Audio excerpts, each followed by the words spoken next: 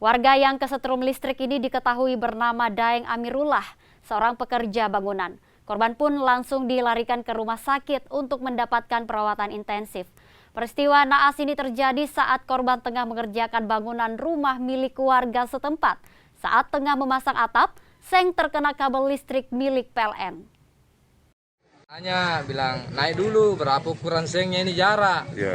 Ada meter bilang 75. Sepaku sepasang satu, dia naik. Tiba-tiba dia naik langsung angkat seng pendek. Sudah setegur memang itu seng tidak cukup.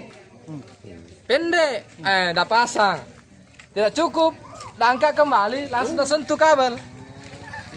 Langsung langsung dia jatuh. Banyak kena itu seng. Kan dah pegang seng begini, jadi ini dah iris. Kaget dia, kena api besar. Besar api, panas di atas.